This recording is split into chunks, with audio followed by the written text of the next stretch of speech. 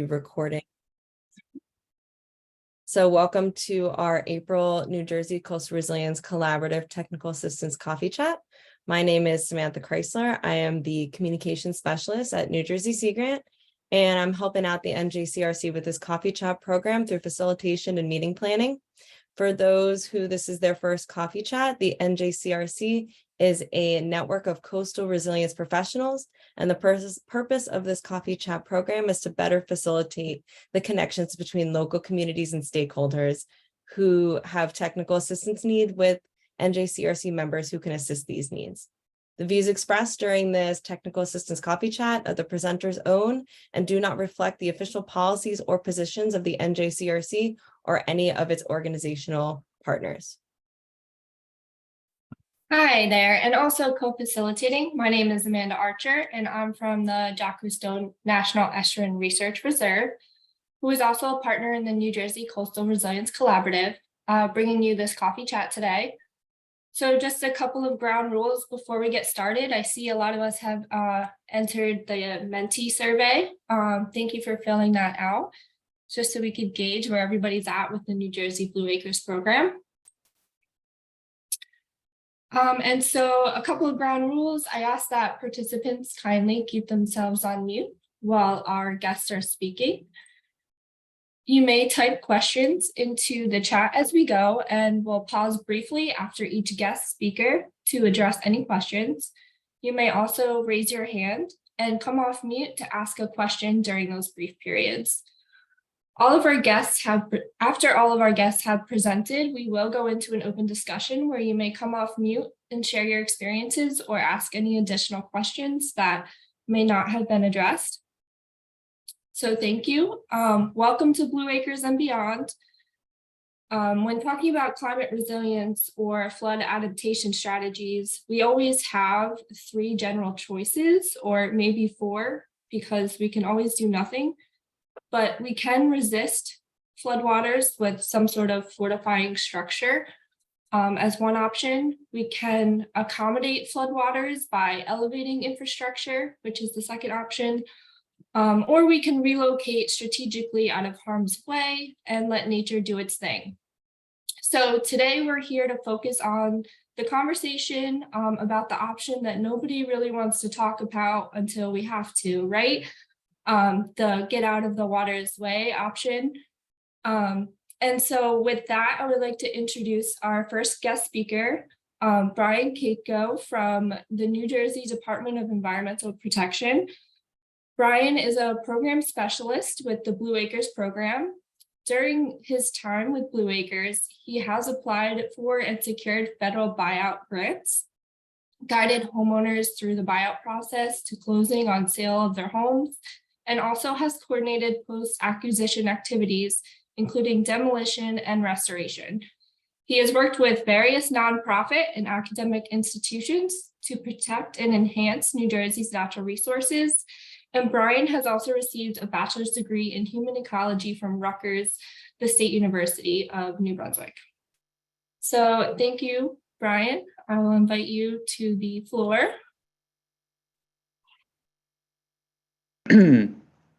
Hi, good morning. Thanks for having me today. Let me go ahead and share my screen. Okay, if that worked, you should be able to see the opening slide of my presentation. So yeah, thanks very much for having us, Blue Acres. I've been with Blue Acres for 4 years now, and my experience here has it's crossed over from when the program was functioning in the context of Hurricane Sandy recovery to now when we're in a post-Ida environment. And a lot of our work has focused on, has changed from just being a reactive disaster recovery program to really being a proactive, disaster preparedness program as well. So again, I represent Blue Acres at the New Jersey Department of Environmental Protection. And I just want to caveat, first that there's a lot of buyout programs. It's not just Blue Acres. We are the only state-led buyout program. But there's also buyout programs that exist at the county level, such as Bergen County, Morris County has one as well. And then some localities will lead buyouts using direct funding from the federal government and kind of, they don't need Blue Acres help to do so. So buyouts exist on a couple of different fronts. And what I'm going to be sharing today is just specifically about the state-led buyout program, because some policies and procedures are going to change in between who's leading the program. So I really just want to share a quick overview of the program, some of the most recent changes that have taken place with regards to policies and procedures since the program was first incepted in 1995 to today, many, many years later, almost 30 years to be exact. I'm not going to dive into like the challenges that we have as a program. I'm going to try to keep this high level. But if there are questions at the end, then we can definitely get into that. So just as a quick overview, what is a flood buyout? If you're unaware, the goal of the program is to really help communities and homeowners become more resilient to floods. From a responsive perspective, this means if your home has been damaged by a storm, the Blue Acres program can help you by purchasing that home at full market value as if the storm had never happened. This can help homeowners become financially whole and recover, those real estate investments that they may have lost or that may have really just decreased after a storm. Let me also add that, flood buyouts, nobody's happy about the fact that buyouts do need to happen. It's not a one-size-fits-all approach to climate adaptation and disaster recovery. So I'm not advocating that buyouts should occur everywhere and for every homeowner. And I also just want to note that as program staff, we totally empathize with homeowners.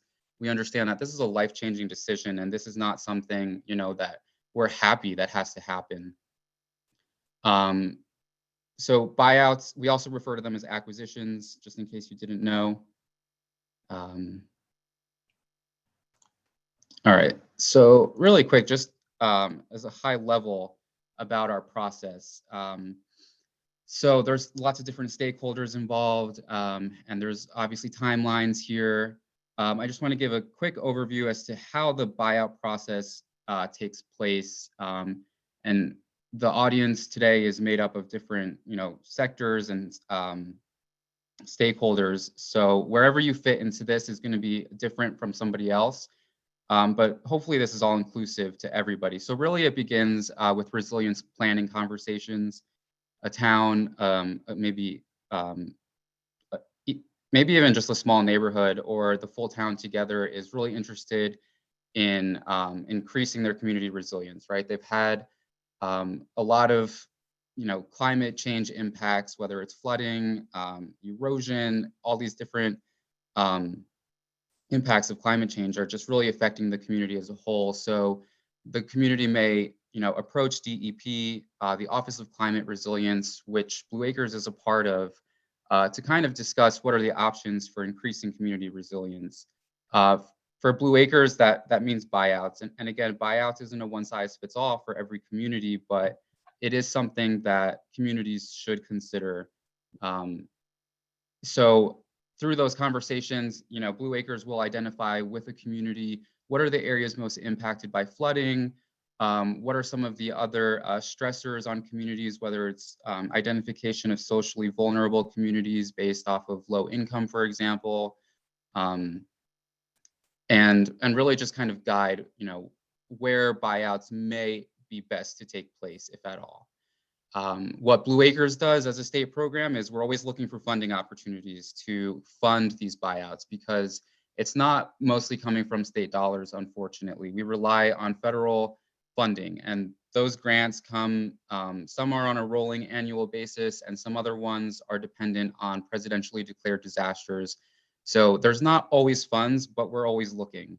So when we do identify an opportunity, the Blue Acres staff is going to develop a grant application, and that gets really specific into what are the properties that we're proposing to be bought out with federal dollars.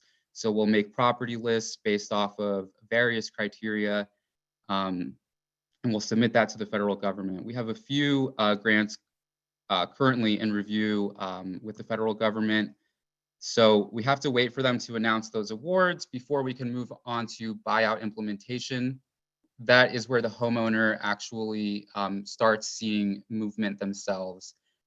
So they may have indicated in the past that they're interested in a buyout, but it's not really until the awards are announced and buyout implementation has begun that the homeowner is going to go through this process, title work, offer negotiation,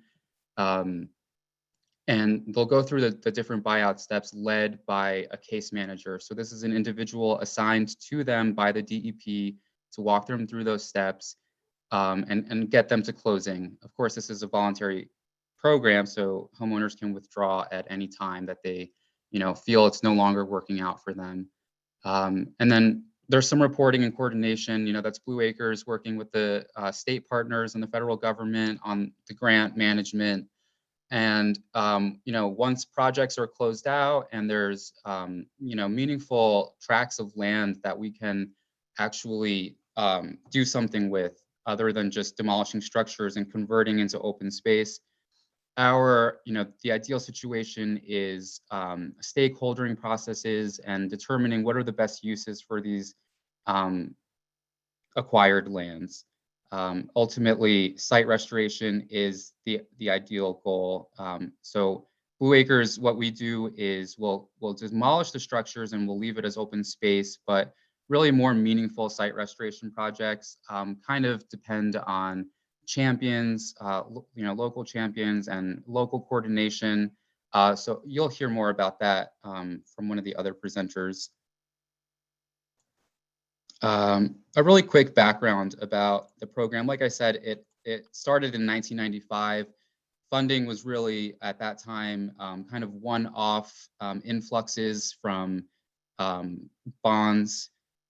We've always been statewide. I know the focus today of our meeting is coastal resilience, but we work throughout the state, and that includes the coast. In the past, buyouts were driven by willing sellers, meaning you needed to have like at least 3 homes together that we could bundle as a cluster and say, let's buy this group out. That's kind of like a former requirement and not so much today. And I would be remiss, honestly, if I did not, commend the past efforts of all of the buyout program staff, case managers,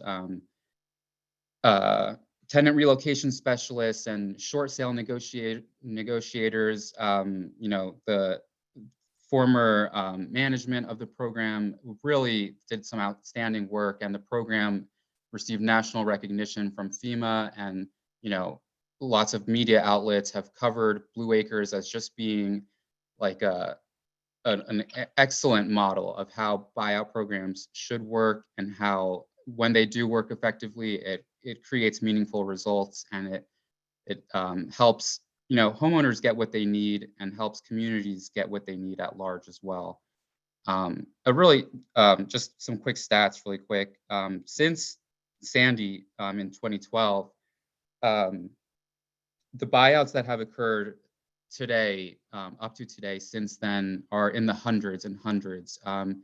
We're close to 900 buyout offers that were accepted by homeowners, and that's well over 800 property closings. These are homeowners that have sold, decided that the offer amount works for them, and they have closed and sold to the state of New Jersey. So Blue Acres, as it functions today, there have been some changes in the post-IDA context. Blue Acres was reorganized from outside of where it previously existed in the state land acquisition department of the DEP into now the Office of Climate Resilience. So a lot of the policies and changes that we see today are really founded on increasing climate resilience. That's a strong focus that we have today. So we're now very much focused on preparedness. We no longer have that clustering requirement I mentioned. We also focus now on a new funding source. So like I said, we're always looking for funding opportunities, and now we're tapping into new ones that in the past we did not. And there's a lot more going on. We have a new website, some communications tools. We have an email list. You know, we're trying to be more transparent with the buyout program and process, trying to keep people updated with best available information. So we have a website, like I said, an email list. We've also converted our buyout application to be online, whereas in the past it was only a paper application. So we're trying to make things easier for homeowners. We're learning from our past, and we have a strong focus on equity now. So a lot of our buyout policies will provide relocation assistance for eligible homeowners, incentives and bonuses that help homeowners accept offers when just the purchase price for the home may not be enough, as we've seen in the past. Before I jump to my last slide, I just wanted to share this picture here on the left. You see, this is in Cumberland County. It's a Delaware Bayshore community. This is, I believe this is Money Island. This is in Down Township, Cumberland County. So you can see this whole row of homes on the bay here. They were impacted really greatly by a storm many years ago, and we worked with the community, with the homeowners, and we secured funding and offered them buyouts. And on my next slide is the post-acquisition, post-demolition. This was a restoration project that, in my opinion, was very successful. It was completed probably about a year ago today, but you can see the homes are no longer there. This is an example of a more intense restoration project where you can see there's some plantings. They're kind of hard to see along the roadside. Some vegetation that was planted. A lot of the debris, all of the debris rather, was moved away, cleared from the shore to prevent further erosion. And this is, just a great example of what the Blue Acres program can offer to coastal communities. So specifically, again, this little tract of beach here, it provides horseshoe crab habitat, red knot habitat, and then it's also protecting, on the left side of the screen, it's protecting these vast tracts of marsh, which also protect the more inland community of Down Township. That is all I have today, and I'm happy to answer any questions, and I look forward to getting more into the weeds as the presentation continues. So Thanks, thank you. Brian. We do have a couple of questions in the chat. Let's see. Does the capacity of Blue Acres match the need for buyouts? If not, how far short of demand is it? Yeah, that's a great question. From my perspective, there's never enough funding, for all of the buyout demand. To assess buyout demand, we kind of rely on the applications that homeowners submit online or via mail. That's kind of the expression of interest. So if I think about that list, it's hundreds and hundreds and hundreds of homeowners long across the state. And we're nowhere near the amount of federal funding that we need to make everyone a buyout offer. So that's definitely a challenge. Does that answer the question?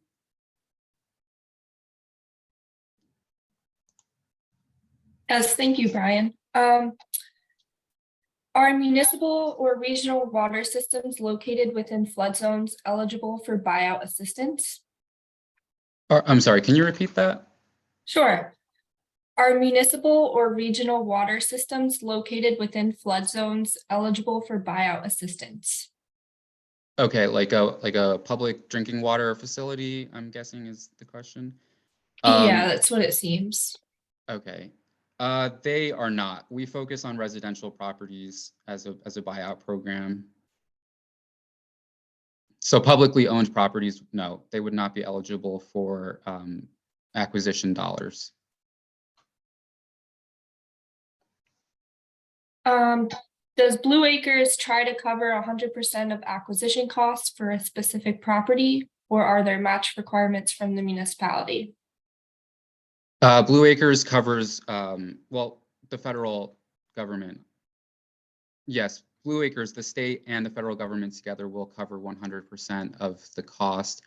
There is no local match, but in the past there have been, like when I was mentioning when the program first started in the early 90s, there were bond monies that were given to the state, and the state would provide a certain portion of the buyout money, and the locality would match it to some degree. So yes and no, that has been the case in the past, but largely today there is not. So if a municipality was expecting to participate, they should not anticipate matching funds for anything. Okay, thanks, Brian. We are going to move on to our next speaker, and any other questions that I didn't touch on, we will capture at the end. So with that, I would like to introduce our next guest is Sandy Ergo.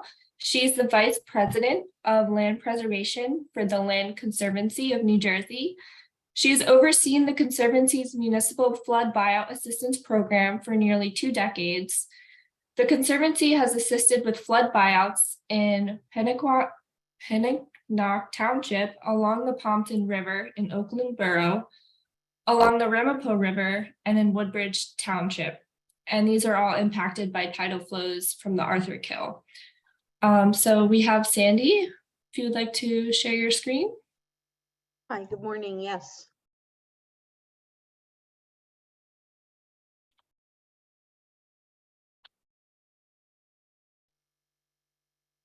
Good morning. Thank you. I want to take just a few minutes to relay the Land Conservancy's experience in assisting communities and residents with flood acquisition planning and flooded home buyout programs. We have many years of experience in assisting communities and New Jersey residents in ending the cycle of flood and recovery. And we find that to be an important part of our mission. So we have a very robust municipal advising program. Some of the flood buyout services that we can provide include cost-effective flood acquisition plans. We do have a professional planner on staff who leads that effort. Coordination with government agencies, negotiations, up-to-date mapping and tracking, including mapping of the locations as the project progresses, as well as status and obstacle tracking by home. We attend and host and organize meetings, events, kickoff meetings, block parties. The photo in this slide is a block party in Woodbridge that, of course, it poured all day long and a flood came down the road. And we also do very heavy outreach and communications, mail, postcards, phone support, a lot of problem solving and obstacle clearing. And essentially, we get involved in any activities that we feel are required for successful outcomes as far as any flood buyout program we are assisting. We also have extensive experience in assisting homeowners, including reinforcement regarding the merits of ending the cycle of flood and recovery. And sometimes that reinforcement is necessary, although I will say we've been very lucky that the neighborhoods that we have worked with were largely very receptive. You know, in each neighborhood, there's always going to be a few who maybe are not, but in our experience, most of them do come around. And So we assist them with all kinds of things, aside from reinforcing the cycle issue that's fairly devastating. We can assist them with reviewing financial considerations, when necessary, appraisal, appeal support. We can talk with a lot of experience about the issues of and the considerations when considering elevation versus buyout in a neighborhood that is being bought out. We have filled out many Blue Acres applications for and with homeowners. We can assist them with duplication of benefits issues. We again provide constant communication, which is really an important part of any program. We can provide flood group support if there's a neighborhood group.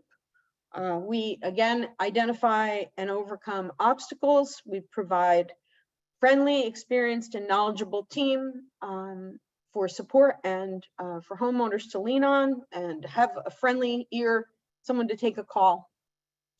And when needed, we can also provide interpreters. In Woodbridge, we provided Polish interpretation as well as Spanish. And we do have a lot of experience. We assisted our first flooded home buyout in Pequannock Township in December of 2006. It was along the Pompton River.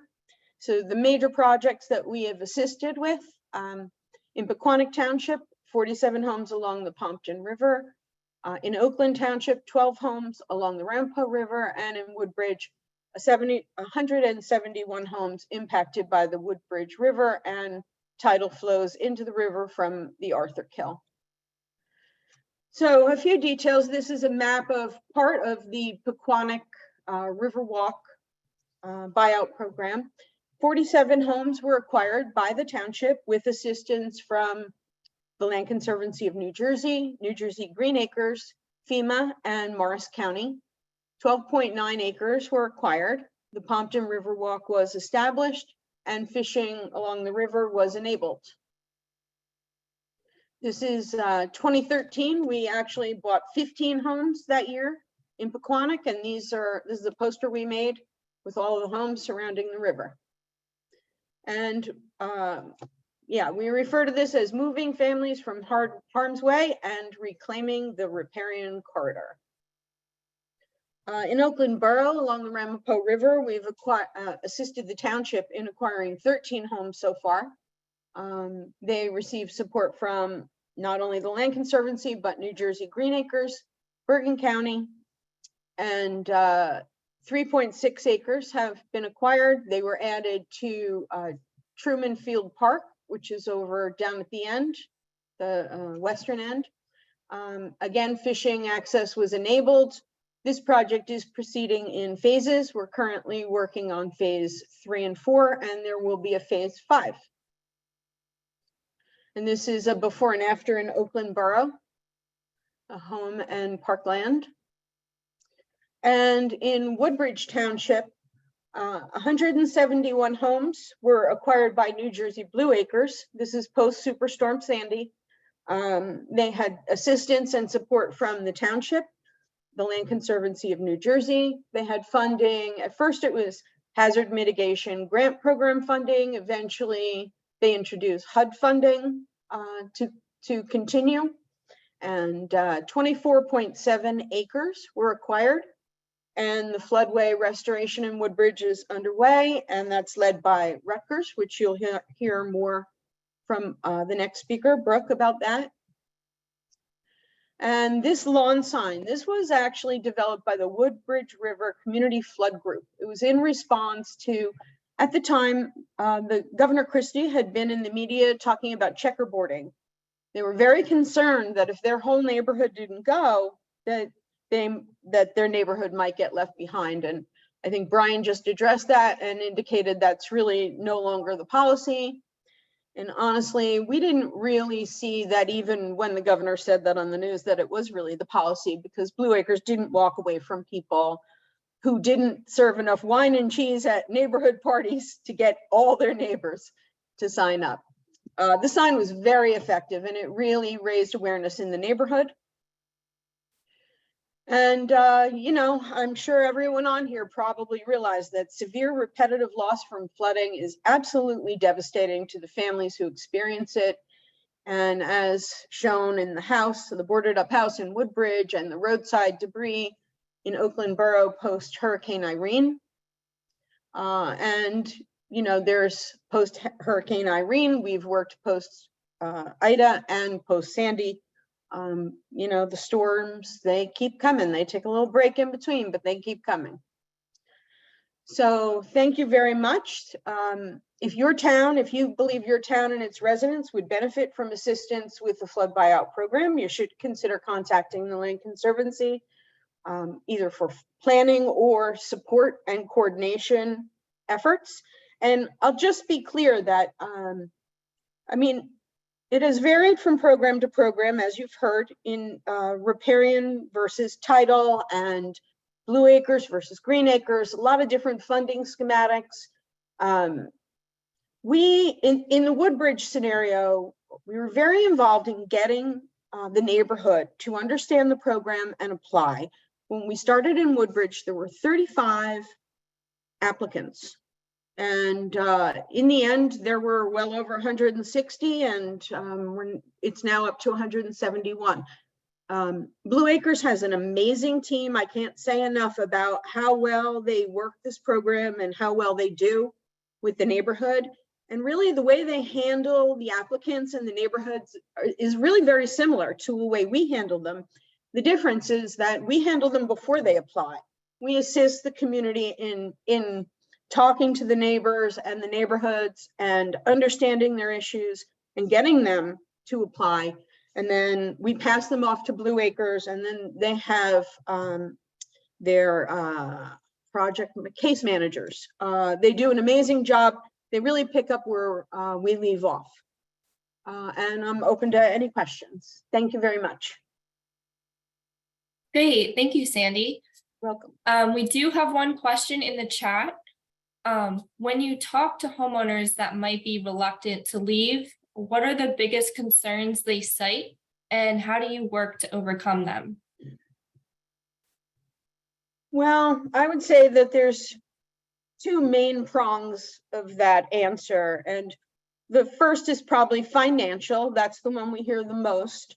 The situation, with Superstorm Sandy, due to the timing of it, it didn't come too much after the peak and then the crash in the real estate market in New Jersey. So if you recall, 2005, 2006, real estate values were very high. And then 2007 to 8, everything really started to crash. So one problem we experienced in the post-Sandy buyouts was the people who bought in 05, 06, they bought really at the very peak of the market.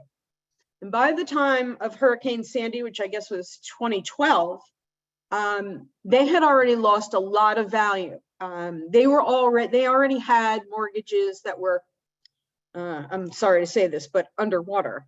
So that's a big obstacle. That's when, in some instances, we tried to stay away from any kind of, Blue Acres appraisal appeals when we could. It wasn't something we encouraged, but when your payout is going to be $150,000 less than what you owe the bank, that's an issue. So, so some of it was financial, and the ones that were close, we were able to find ways, sometimes appeal appraisals, assorted ways to make it work. When the gap was quite wide, it wasn't always solved.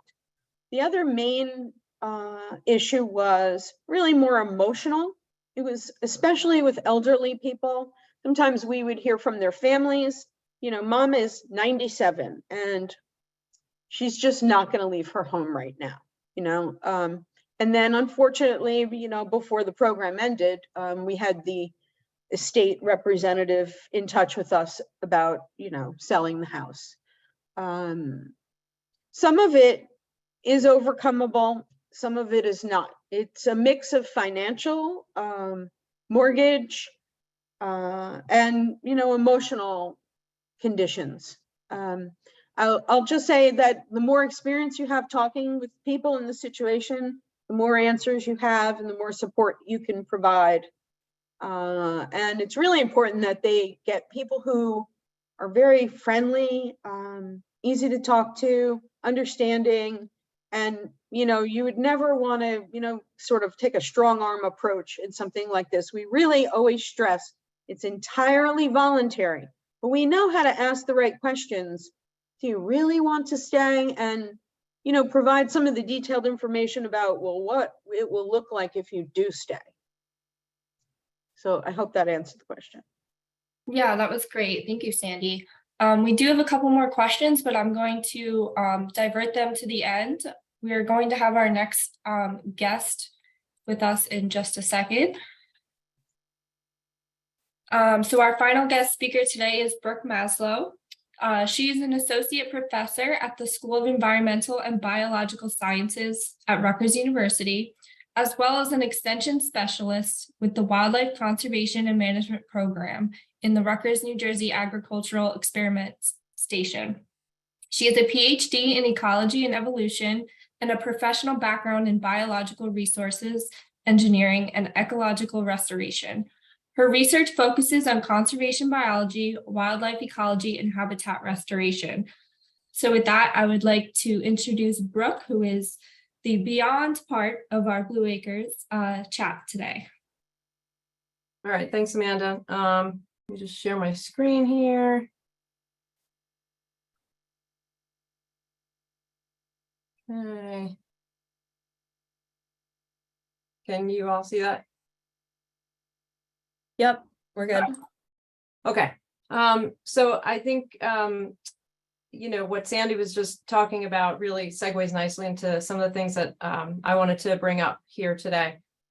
So, you know, we're talking a lot about the buyout process and, you know, finishing the buyout, right? And so when we do that, you know, communities are immediately increasing their resilience, right? Because we're getting humans and infrastructure out of harm's way, right? Out of the floodwaters.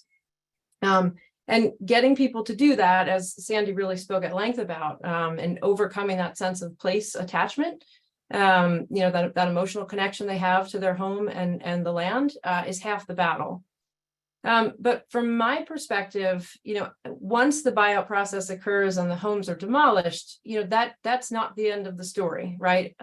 There's a lot more things that occur, and you know, with the increase in resilience also comes an increase in some additional challenges. You know, you have a landscape, right? Checkerboarding or not, you have homes that are gone, you have homes that are still remaining. You have expectations from existing homeowners or other people in the municipality about what the landscape is supposed to look like, how long it's going to take for that landscape to take shape and look like something. What is it going to be? For me, as an ecologist, from an ecological perspective, you know, these landscapes suffer from legacy effects, right? There's development, there's impervious surfaces, there are potentially poor soils, compacted soils, those types of things. There's external environmental stressors, invasive species, or, you know, runoff or improper grading of the land, those kinds of things. You've got potentially garbage, you know, debris, ATV use, people trespassing on state property, all those kinds of things. And then there's a funding perspective issue. So Brian had talked a little bit about site restoration, but typically with these buyout processes, the federal funds come in for the buyouts, but those funds are not allowed to be used, generally speaking, for site restoration. So typically the way it works is that, you know, for Blue Acres, the land is acquired, it becomes part of the state-owned property, but the state enters into a memorandum of agreement with the township that the management of that land becomes part of the town's responsibility. And so, Hi, Brooke. I just want to let you know that you are in the presenters mode I am sharing your screen. Oh, that's interesting. All right, hold on. I don't know why. I'm not even looking at it. There's a swap displays button. Swap displays. I don't even know how to do that. Do you see it right next to where it says end show tips and then swap displays No. in the upper left-hand corner. Do you still see my PowerPoint? We see it in like presenters mode, so we I have don't your, Okay, hold on.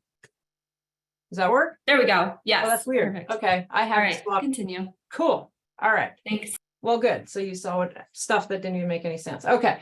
All right. So, from the township's perspective, that's kind of where I come in and say, okay, so now we look at these buyout properties as new opportunities, right? And so there's a bit of an investment by the township in terms of funding and energy. And I think Brian mentioned a local champion.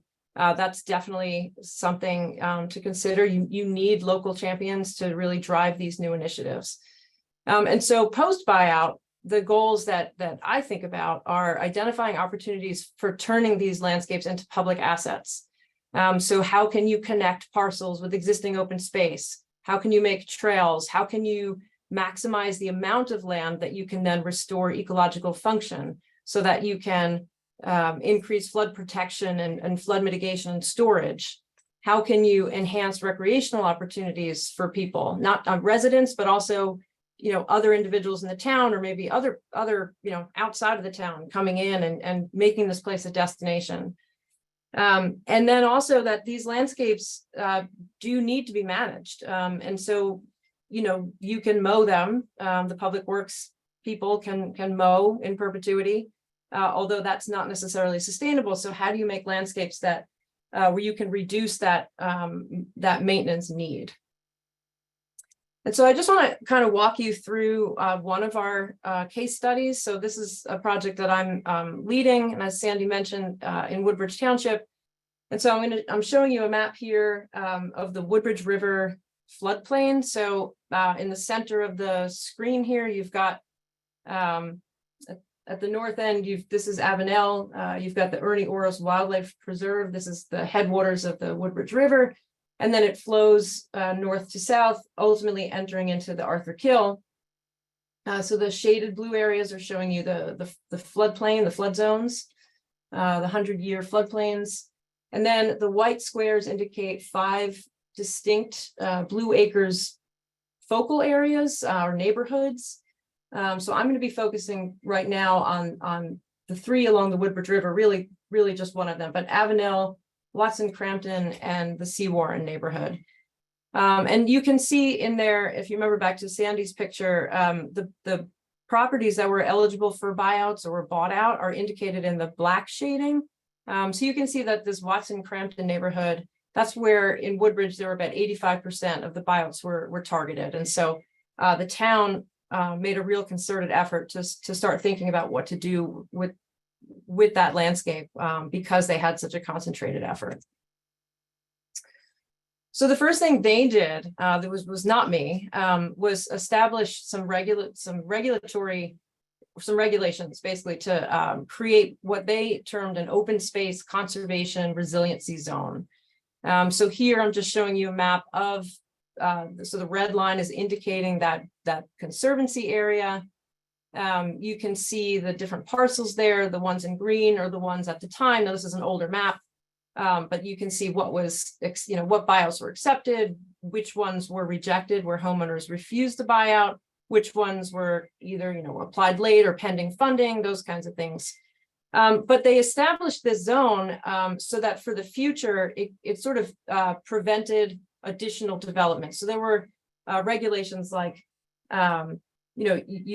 in order to get a CO, you had to raise your house above the flood map, the flood elevations. You could not extend the footprint of the house. You had to build within the existing footprint of the house.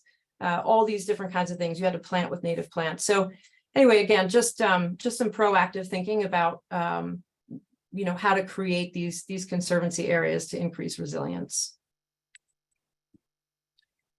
And then we came in and tried to really do a thorough investigation of the hydrology, the existing habitats that were there, parcels, the Blue Acres buyouts, where all these connections were made.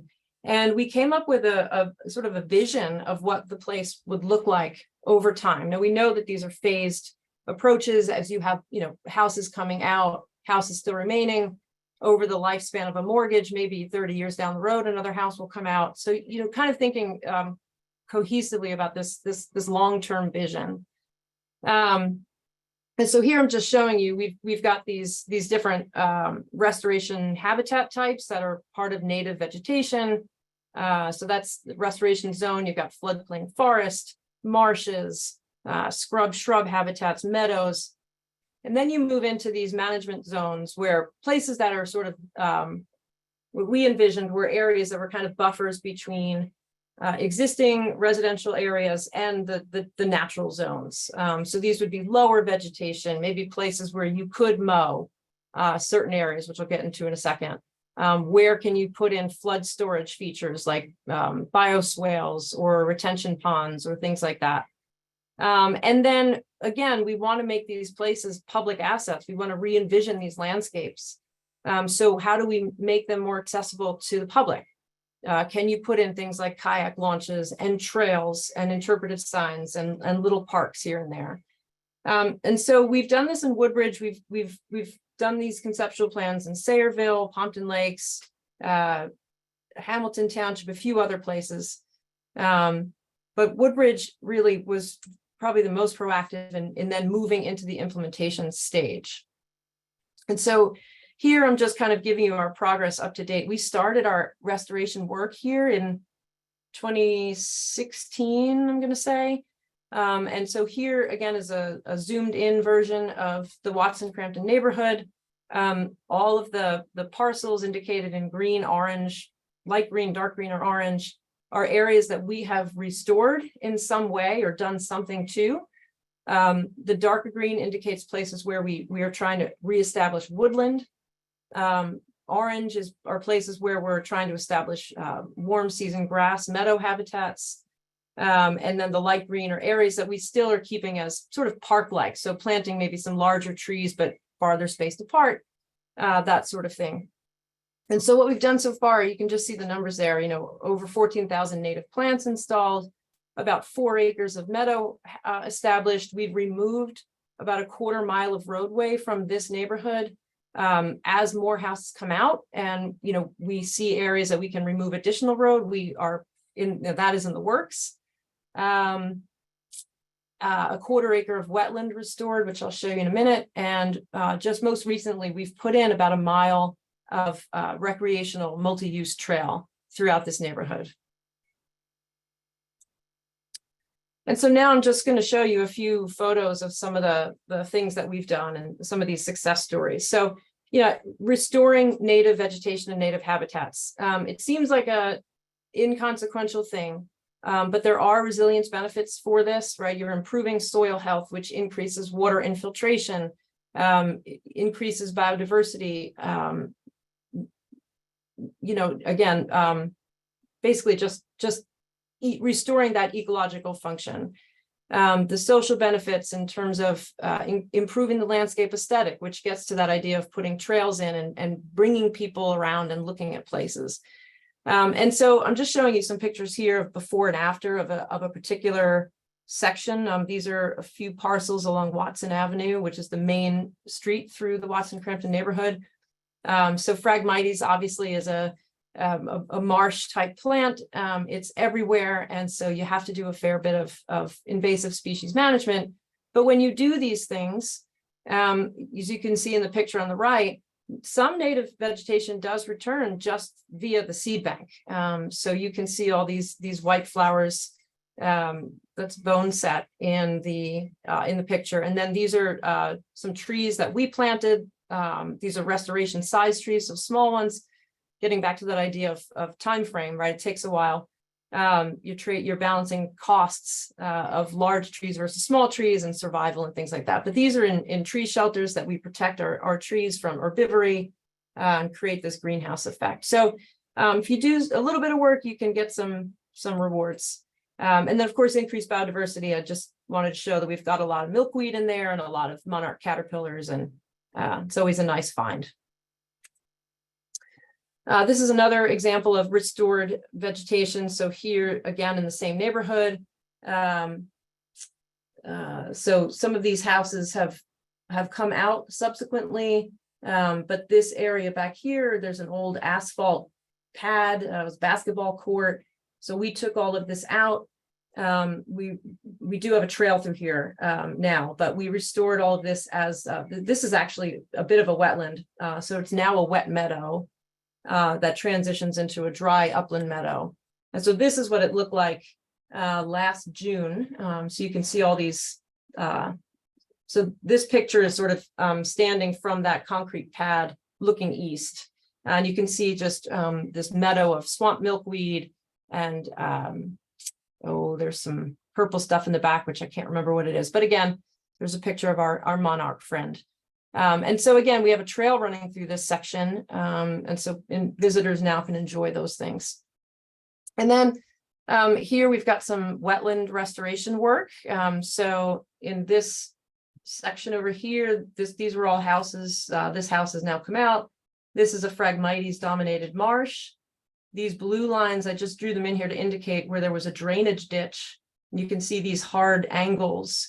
We've restored that now to a more natural curvature. We've gotten rid of all the Phragmites. And so here what we've done is given the water a place to go. So we kind of have this horseshoe going on here with an island in the middle. That's shown in this picture on the right. And here on the lower right is kind of showing you this more natural curvature. And again, it's during storms, this swale fills up. It allows the water to temporarily sit here before eventually filtering out back into the Woodbridge River. And then just a few other things from the social perspective, defining the edge of these locations, right? You have these natural areas that are butted up against existing properties. And so how do you maintain that edge so that, people don't feel threatened and encroached by all the vegetation and insects and voles and whatever else? And so we've come up with these ideas of a gradient of vegetation where you've got sort of this mowed buffer, some kind of symbolic fence, so a formal tree planting leading into lower native vegetation, ultimately leading into woodlands and forests. And the idea is that you can have some level of management that eventually leads into no management at all. And so here's kind of a mirrored image of what our cross-section design looks like, where you've got this house and the mowed buffer leading into a meadow. And here I've got the picture of the real thing again along Watson Crampton, our meadow, our symbolic tree fencing, and our mowed section. And then to the right here are our existing parcels. And then finally, inviting the public back into these reimagined landscapes. And again, just two quick pictures. Again, this used to be Watson Avenue. It's now a trail that leads into that wetland area I was telling you about in the background. This dirt here is actually a rain garden in the middle of its installation. But so that's a picture of one of our trails. Here we've got just another section of that trail. And again, it's multi-use. So you're discouraging motorized vehicles, but you can have bikes and dogs and baby strollers and all kinds of things accessing this new landscape. We've designed signs.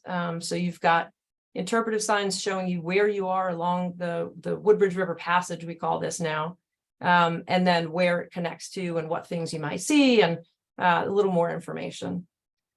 And so I know I'm moving quickly through this because we're out of time, but I just wanted to end on another project that we're working on. So we're taking all of our knowledge from Woodbridge and all these other places, and we're creating this primer for municipalities. It's called Creating Flood Resilient Landscapes, a primer for New Jersey communities. It should be coming out in June. It's going to be a freely available document that starts with the resilience planning process and takes you all the way through till you get to managing those restored landscapes at the end of the day.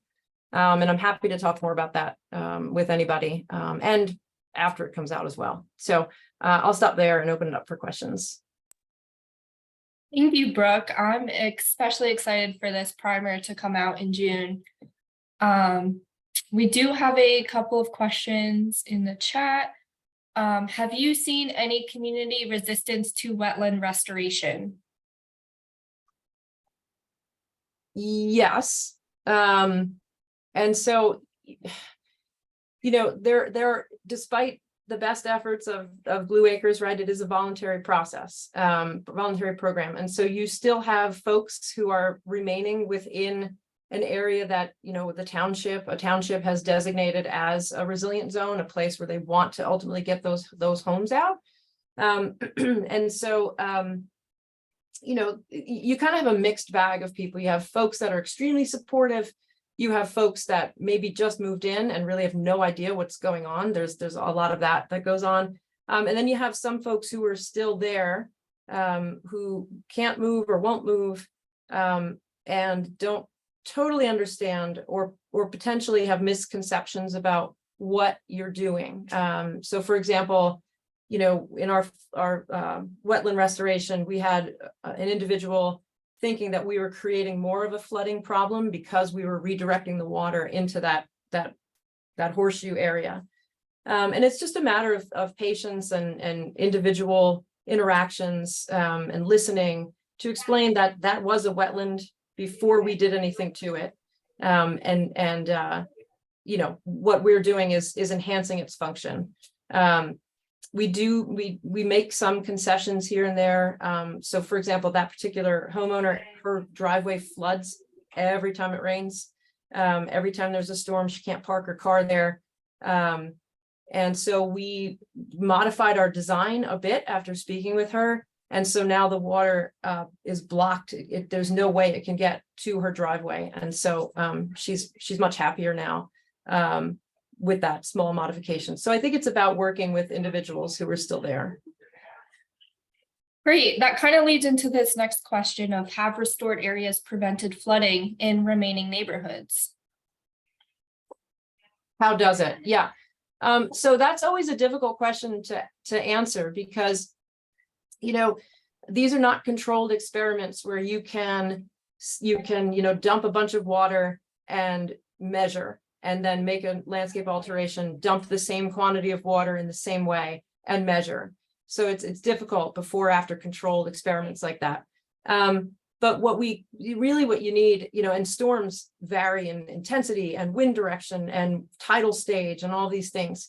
What we can say, again, is that by removing, we just know from, ecological principles that if you remove impervious cover, you increase the permeability of the soil, you increase the amount of root mass that can absorb water and uptake water, that you're increasing the ecosystem's capacity to store that water. Another thing to say is that by creating areas, right, natural floodplains are supposed to flood. That's what they do. And so in some ways, you're not necessarily trying to reduce the amount of flooding. You're trying to reduce the amount of flooding in impervious areas, right, where human infrastructure is. And to do that, you need to allow the water a place to go. And so when you restore these floodplains, you want the water to spill out over your floodplains. You're creating an area for that to happen. And so you could be reducing the flooding potential of developed landscapes downstream. So I hope that's an answer. If I can just jump in, I think an additional answer to that question, anecdotally, from what I've seen and heard, I think there is some evidence of improvements after demolition and restoration. And that's based mainly on talking to people in Woodbridge and how often they move their cars now compared to how often they move their cars, a few years back. It's less. The water coming into the neighborhood, anecdotally reported to me, it's less. Which honestly, Great, so I didn't expect, but I didn't we expect are past that much quickly. Sorry. We are past our time. If our speakers do have a couple more minutes, there are some more questions. If you guys are okay to hang on for a bit. If not, this is being recorded. So if anybody misses the last couple questions, feel free to go back to the New Jersey CRC website to view these last questions. So for Brian, I just wanted to come back to you. Previously, you had talked about a new funding source for these projects. I did have somebody ask, what is the new funding source? Yeah, and I think I saw another question about whether the Blue Acres program is expanding, and if so, how many more homes can we buy? So the new funding source that we've been tapping into is called the Flood Mitigation Assistance Grant. This comes through FEMA, but it's not dependent on presidentially declared disasters. This is a rolling grant opportunity. So every year come fall, we're going to be looking at who has applied to Blue Acres, and we're going to be trying to, secure federal funding to get them buyout offers. So we also have the corporate business tax at the state level that there's some constitutionally dedicated funds that come to Blue Acres. As part of some of the most recent changes, we are using those funds to not only just match federal grants when necessary, but we've also created a state funded buyout option where really vulnerable homeowners that are in emergency situations that they cannot wait for a federal buyout opportunity, we have the ability to tap into this fund. The answer as to how many more homes we can buy, that's really a complicated question. I mean, the cost of a buyout in Bergen County is not going to be the same as the cost of a buyout in Cumberland County.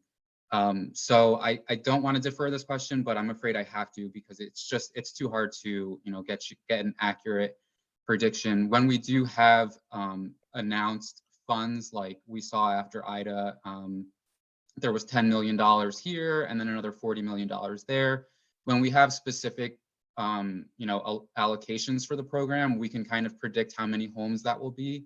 But just given the precariousness of the frequency of funding, that is a really difficult question to answer.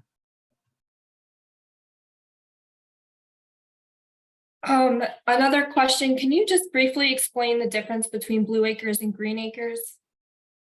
Sure. So Green Acres is the department's state land acquisition main program. They fund park development and acquisitions as well. Blue Acres started off as part of Green Acres. Green Acres handles real estate transactions. They house all of the real estate experts in the department, like the surveyors, appraisers, and as it functions today, Blue Acres is very much a planning program, whereas Green Acres will handle the implementation of buyouts. So, without getting too much into the weeds, Blue Acres will secure federal funding, and homeowners that are approved will be handed off to Green Acres. So the case managers are actually now under the umbrella of Green Acres. That's where all of our real estate professionals are. So both programs do a lot of acquisition. If you're interested in acquisitions, I would approach both programs. I hope that answers the question. Great, thank you, Brian. Just two more questions and then we'll wrap up. This is a really good one. How do we as citizens convince the powers that are resistant to climate change to incorporate some of these ideas regarding flooding mitigation? And this is for all of you. Could you repeat that? Sure. How do we as citizens convince the powers that are resistant to climate change to incorporate some of these ideas regarding flooding mitigation? Well, in my experience, it depends what level you're talking about. You can talk about this from the, little local municipalities all the way up to the federal government. On a local, I'll just answer on a local basis. If let's say you're a flooded homeowner, my advice is, form a group as Woodbridge did. Maybe consider making a sign. Consider putting your application in and getting your neighbors to put their applications in. Consider starting a conversation with your mayor and your local governing body and asking them for assistance. And it starts really with you and your neighbors. One of the reasons, We did a lot of work in Woodbridge to get all those people to apply. We did it hand in hand with an awful lot of people and the residents themselves, and they had some real leaders among them. So if you're a homeowner, my advice is, talk to your neighbors and try and spend some time forming a group and raise your voice. Yeah, I think also, there's flooding in general is not just a coastal problem as we've seen in places like Pompton Lakes and Woodbridge. And so from a New Jersey perspective, I think if you look at flood insurance claims, those type of data show that those claims coming in come from, 95% of the municipalities in New Jersey. And floods are one of the major causes of damage to crops and infrastructure and things like that. So there's certainly data out there, very convincing data to show that flooding and flood risk is a major problem in the United States and in New Jersey. So I think, you can't argue with data and those kinds of numbers that are compiled. So accessing that and writing or presenting those types of things to whichever level of government the question was focused on, I think is a good step as well.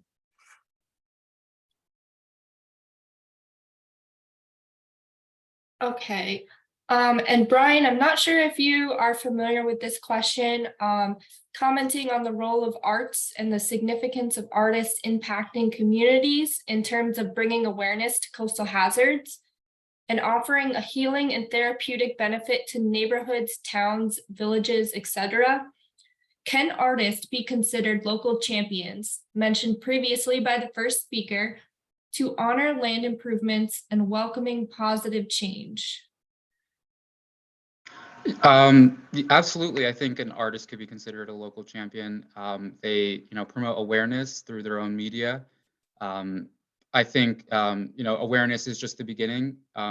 You're going to need somebody that is willing to implement a restoration project and get it from design to funding to implementation. I'm not sure if an artist in that one capacity is the best person to do that, but they're definitely part of the bigger puzzle. And we've seen artists doing great work along the coast to raise awareness. So I think we definitely need more of that. And then transitioning over, can these artists receive funding for programs that accomplish this goal? I'm sure that there are funding opportunities available for artists to create, awareness about flooding and adaptation efforts. Blue Acres does not specifically fund restoration projects. Not yet, maybe in the future. All right, well, thank you, Brian, Brooke, and Sandy. This is we're gonna Ross wrap up. Kushner. I had a Go ahead, question Ross. which was not answered. I was curious as to, do these purchases always be initiated by the property owner, or can the state approach an at-sale property, for sale property? So all Blue Acres buyouts must be from willing sellers. That means the very first step of the buyout process is the owner of the property submitting a buyout application expressing that they're interested. We sometimes solicit applications. We'll send out a letter to a neighborhood, for example, and let them know, hey, some of your neighbors have applied. You should look into applying, and if it's right for you as well. So I think that answers the question. Not really. If someone's selling a property, obviously they're interested in selling the property. Can the state then make an offer on that property if that's something they're interested in? So we would require that the owner of that property first submit a buyout application to the state. So anybody that's interested in selling their property is welcome to apply, whether they have their house listed on the private market or not. That's not really one of our considerations.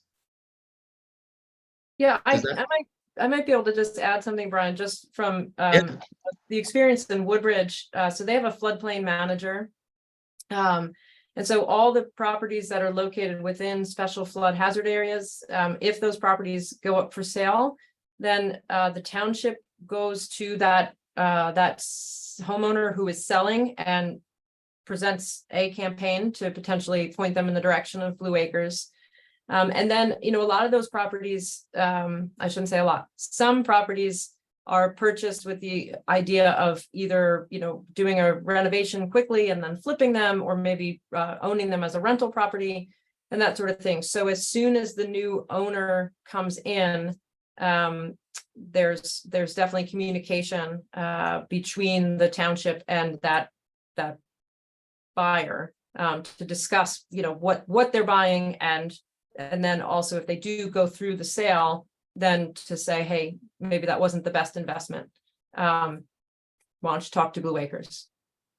It just seemed to me that if the state has interest in acquiring a property and it's for sale, I mean, they wouldn't sit around and wait for someone to submit an application. They would go to them. Yeah, I think that's a fair perspective. I think part of, the reality is, how do we identify statewide, who's putting up their home for sale? Maybe we could do like some alerts on Zillow or something, but at the same time, just because somebody's willing to sell their home doesn't mean they necessarily want to sell it to the state.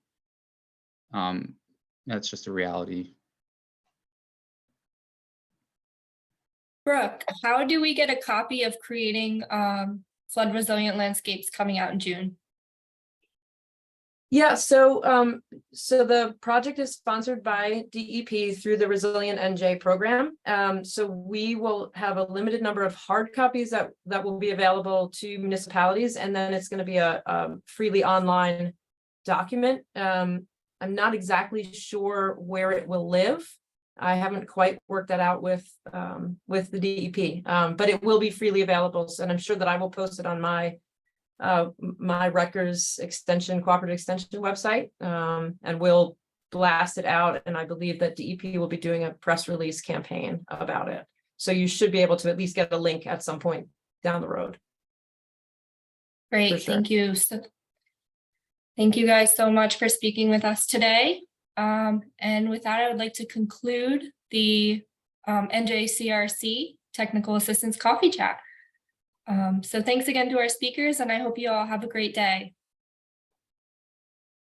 Thank you so much. Bye. Thank you.